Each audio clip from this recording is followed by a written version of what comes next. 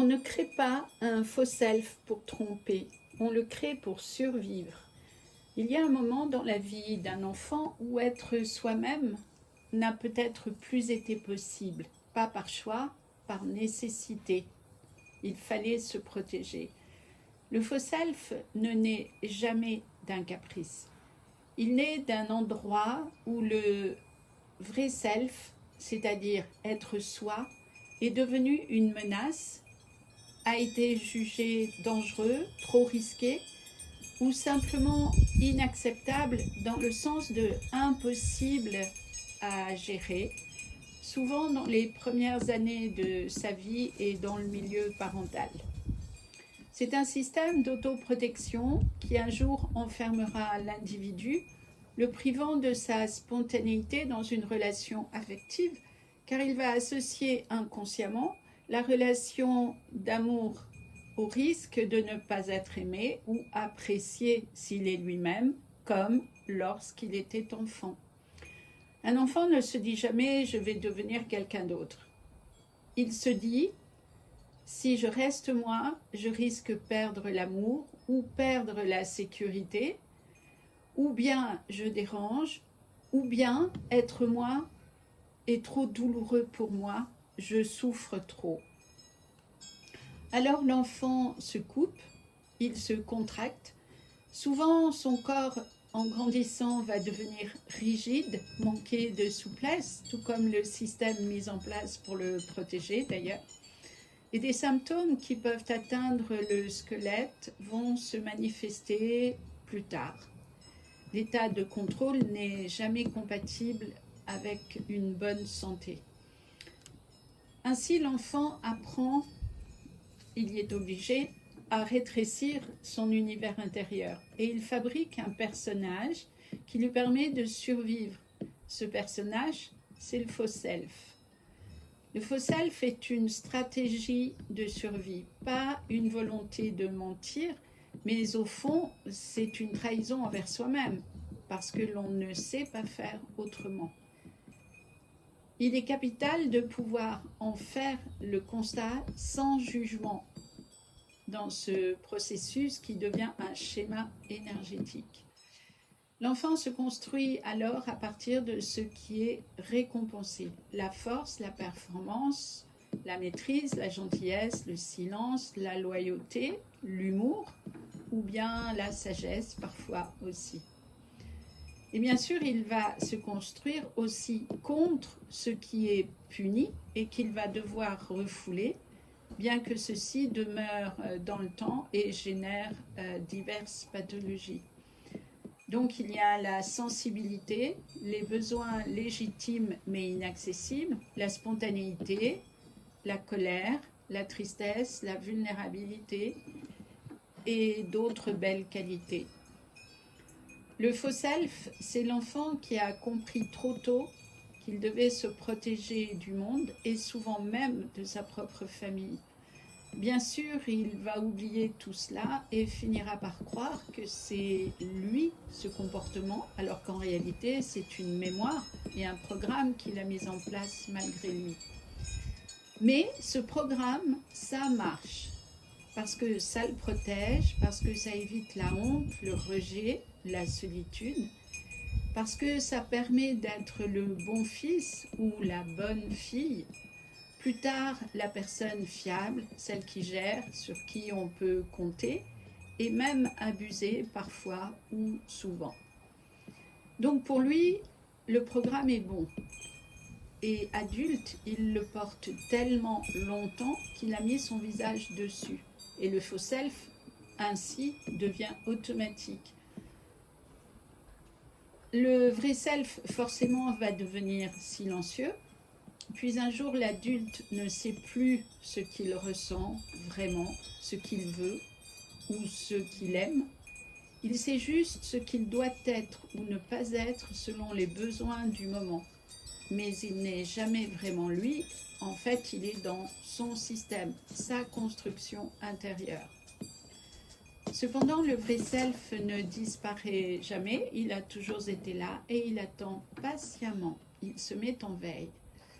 Alors il va quand même se manifester dans une fatigue profonde ou bien l'impression de jouer un rôle la nuit quand on dort et que l'on peut être sincère, honnête et authentique, parce que le subtil peut se faire entendre, on peut se rendre compte de cela.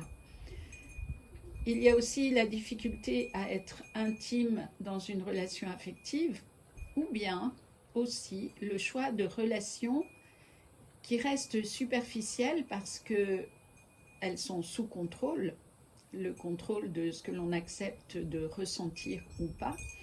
Et donc, ces relations ne peuvent pas nourrir le cœur pour de vrai, mais au moins ces succès d'années de relations font croire à la personne que tout va bien puisqu'elle est en sécurité dans une relation qui n'en est pas une vraiment.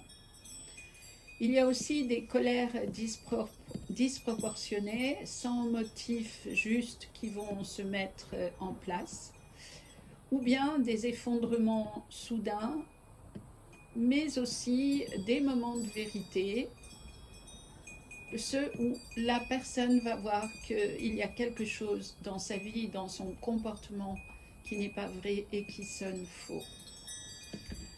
Ce qui réveille une personne de son faux self, souvent il y a 3 choses possibles. La première, une relation où elle se sent enfin en sécurité, car elle peut aimer et être aimée sans danger.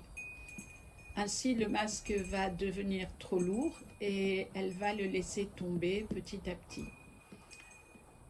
La deuxième possibilité, c'est un effondrement intérieur, comme un burn-out, une rupture, ou bien tout simplement une perte de sens dans la vie, c'est-à-dire que plus rien n'apporte de satisfaction, de plaisir, de contentement, de sentiment de complétude ou de sérénité. Et l'effondrement intérieur, alors, est incontournable.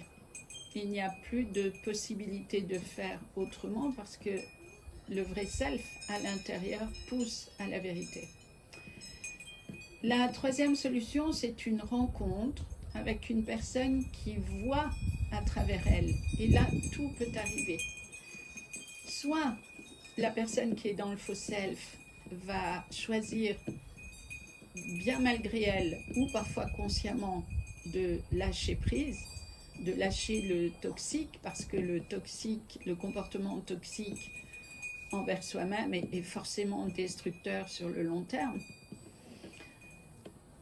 Ou soit alors il va y avoir une résistance qui se renforce par peur de perdre sa liberté, c'est-à-dire ce que l'ego a construit pour protéger son véhicule, qui sur un plan énergétique se révèle être une armure, un enfermement qui atteint ses limites lorsque en face de lui, il y a quelqu'un qui voit derrière les apparences. Alors bien sûr, cette situation peut faire peur autant que libérer selon le choix qui est posé, parce que l'on parle à ce moment-là de devenir qui on est vraiment et que l'on ignore forcément. Donc, ça veut dire incarner sa puissance. Et l'autre choix, c'est rester prisonnier, continuer de se soumettre à des injonctions intérieures complètement délétères pour l'individu. Le chemin vers soi, c'est toujours un chemin de liberté, pas forcément facile parce qu'il demande énormément d'honnêteté et de sincérité envers soi-même. Mais en tout cas, c'est une nouvelle vie où l'on n'a plus besoin de s'imposer un rôle à jouer pour faire comme si, pour répondre aux attentes, ou parfois pour répondre aux propres besoins de l'individu, mais des besoins qui correspondent à la dépendance au regard extérieur, ce qui n'est bon pour personne. En fait, la liberté, la vraie, commence quand on ose redevenir celui ou celle qu'on était avant d'avoir peur, Et tous les enfants du monde ont eu peur à un moment donné, surtout ceux qui aujourd'hui ont plus de 45 ans. Et cela, bien sûr, a duré plus ou moins longtemps dans leur vie selon le niveau de conscience des éducateurs.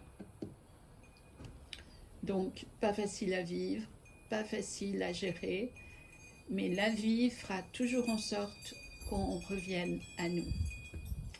Voilà, merci de m'avoir écouté et à bientôt avec plaisir.